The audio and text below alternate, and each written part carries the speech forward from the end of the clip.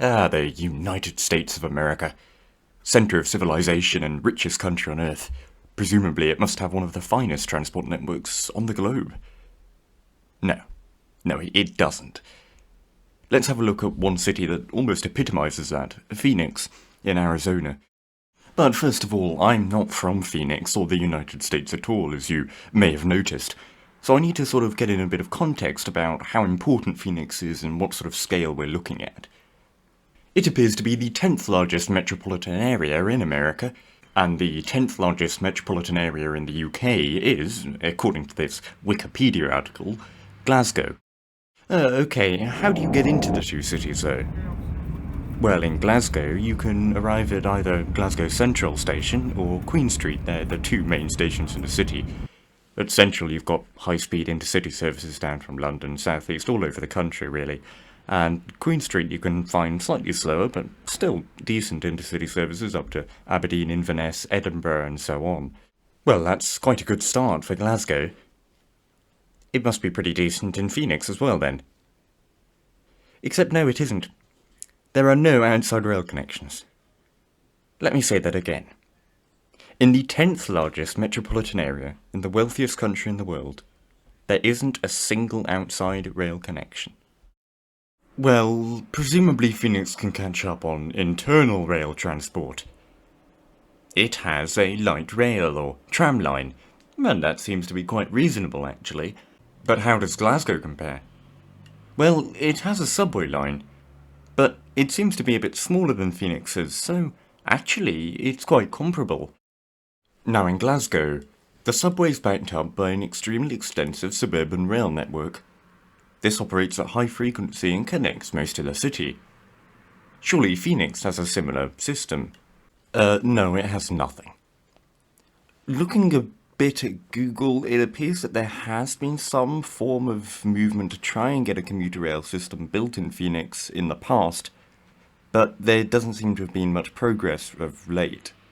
To be fair, to make up for it, Phoenix has a quite extensive bus network. The maximum frequency, though, appears to be roughly every 15 minutes, which isn't great considering how big the city is.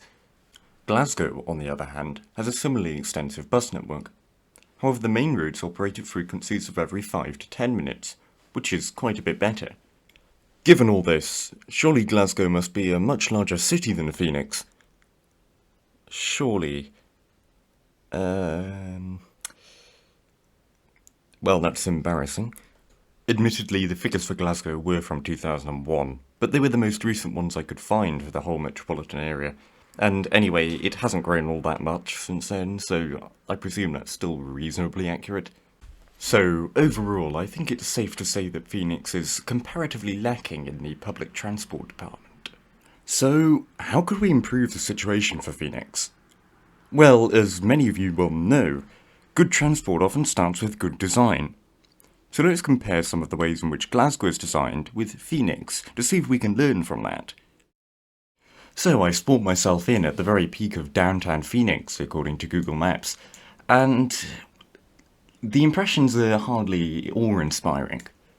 There are car parks everywhere the eye turns, and the city has a massive feeling of desolation and emptiness. Now granted, this was taken in the middle of the pandemic in January 2021, but I can't imagine it improving that much otherwise. Even the bus station, usually a centre of prosperity and activity, feels rather isolated, which would probably be explained by the fact that it's closed. But even if we move over to, January 2017, as you can see here, it doesn't improve that much. It still feels rather abandoned, almost as if it's in a sort of ghost story, or not ghost story, apocalypse. You know what I'm saying. Either way, as we move into March 2022, it retains this feeling of emptiness and space for space's sake. There's just a lot of nothing. The streets feel wide and oppressive, and that's explained by the fact, well, it's not explained rather, it carries over to the fact that there are hardly any pedestrians. It doesn't feel like a friendly place. Now, as we do move along here, we do have the tram tracks over here. It does improve somewhat. As you can see here, the streets get narrower, the buildings get closer to the pavements, and that creates a more intimate feeling. But nonetheless, you can imagine that, as well as you can see, there aren't all that many people walking around. This area isn't bad. It is quite good, actually. The issue is of how little there is. There's just not enough of this sort of central downtown Phoenix. It stops rather abruptly. As you can see, even in what is apparently the very downtown, it stops retaining this lovely air to it. In a similar fashion to Phoenix, let's now drop in front of the main central station, this being Glasgow Central. In Phoenix it was the bus station, which was little more than a collection of stands, I have to say, and I think it's quite telling at just how much effort the city puts into transport when you consider the quality of its buildings. Look how grand and imposing Glasgow Central looks. You don't see this in the main bus station of Phoenix, do you? Now, there are plenty of cars around, but most of these are taxis, and you can see there are also more cyclists than there are in Phoenix, and a lot more pedestrians. You get the real feeling that it's people who rule this city, rather than cars. Now as we move along here, we're back in a pandemic environment, that being December 2020, it said August 2019 before, it is 2020 now. You can start to see more of just vibrancy. Now, even though there are plenty of closed shops, you can see there's one here, another there, and one over the road as well, it nonetheless feels much more fulfilled than Phoenix. And part of this is just down to the density of the people, in a way. The buildings are much closer to the road, and the road itself is narrower. And it really feels much more pleasant, if you understand where I'm coming from. I mean, no one would like to live in one of these flats, I suppose. It would be a bit of an issue. It would be very noisy, but to come here and shop, I'd rather do that than in the desolate expanses of Phoenix. Now, as I spawn in at this place known as Glendale, please trust me when I say that I did not choose this out of any particular place. It was the first place I found, and if anything I was being rather generous, as it seemed to be a sort of town centre in its own, but oh my goodness, there's nothing here. I mean, there's this wall with a mural about historic Old Town Glendale. There's just buildings and people on there, so I'm not entirely sure about what this place used to be like, but I presume it's not very old, as we see if we look at this building. Since 1937, Glendale's oldest business in one location. So presumably this is a relatively modern place. It's ugly, I'm going to say that. What is up with the roads? It's worst in Glasgow. There's just nothing here. I don't know what to say other than there's nothing here. There's no one here. It's all so dead. Why are the streets this wide? There's not really much I can say to improve it, because it's not like this is a massive main road. It's just massive for the sake of being massive, and there's no need for it to be. You can't narrow it because it's already here. So this is the problem I think I have in trying to come up with potential solutions, because what do you do when this is the place you're dealing with, when this is the small areas you're dealing with? I'm beyond words, really. Sorry I couldn't be more descriptive, but I never expected it to be this bad. Right, I just had to choose the place known as Great Western Road, didn't I? As you can see, this is a massive road, it's 4 lanes, but the difference is so stark to Phoenix. The thing with suburbs is that they're generally the worst you get when it comes to a place, and if I were to turn up to a place like this in Glasgow, I would think, oh my word, this is horrible. But when you compare it to Phoenix, it's just such a breath of fresh air. It feels like stuff is going on again. It doesn't feel like it's empty just for the sake of being empty. Now, granted, there aren't that many people walking around, but there are quite a lot of people driving around it. You do get the feeling that this major road is somewhat justified. The buildings are somewhat denser put together, and they're generally of a nicer design than you see in Phoenix. You can also see the bus here. There are buses around here. There are main roads. Well, this is a main road, so you'll expect there to be plenty of buses. Now, this is a single-decker, but I'm sure there are double-deckers operating along here on a regular basis.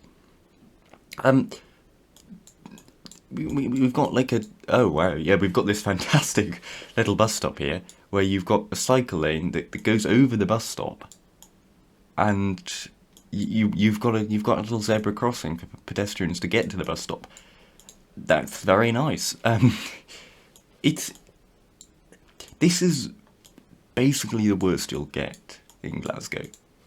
And as I said, if I were to just come across this without any context, I think it's horrible, because it is. It's just very empty. But this is a main road, and it's infinitely better than Glendale and Phoenix.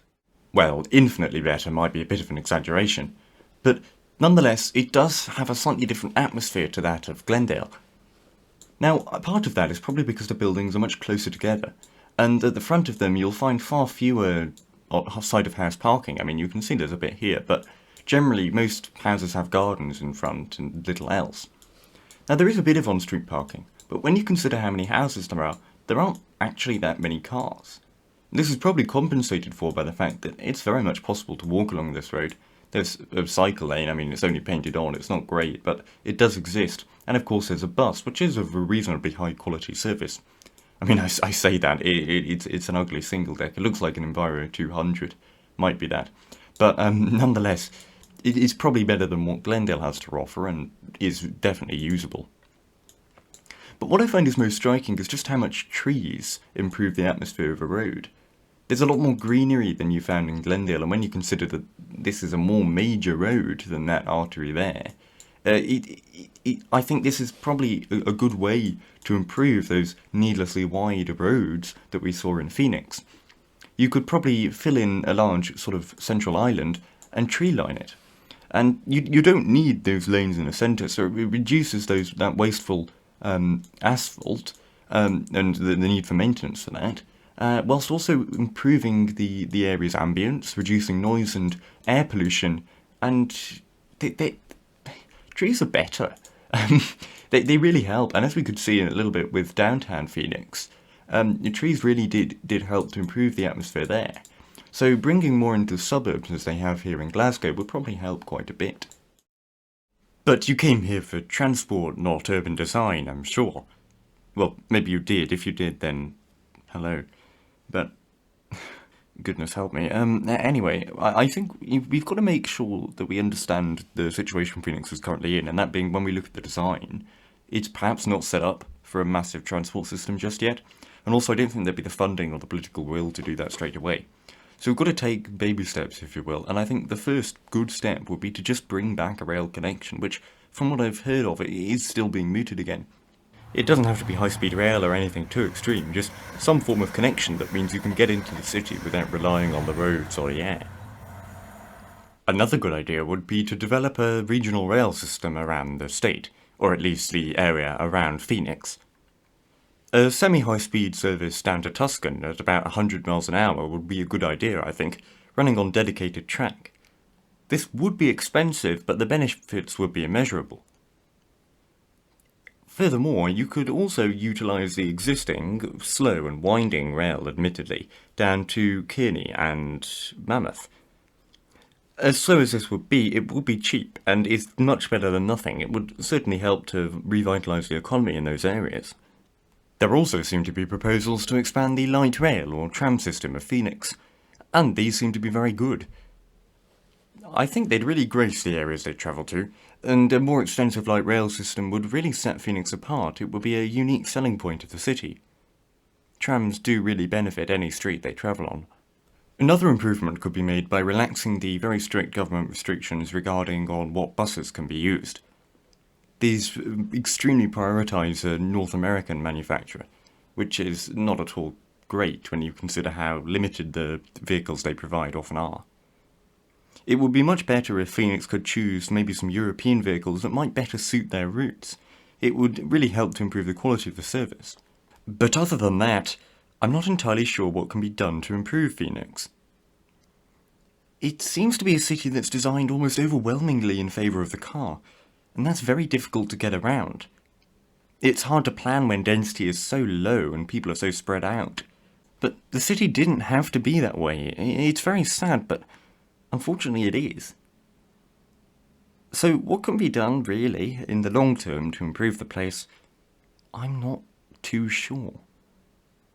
As I said, you can't aim to improve it in one sweeping change. You've got to take it step by step. And I think that's what will really have to be done. Bring in a new transport project, open a new railway line, expand a new bus route, something like that. And eventually, maybe just hopefully, there will be a better future for Phoenix. But let's just say I'm not moving there anytime soon. I've been GW Villager, and I hope you enjoyed. Goodbye. Oh, before you go, feel free to join my Discord server Abbott First if you like transport. There's quite a lot on it. I think you'll probably like it. We're giving it a bit of a refresh at the moment, so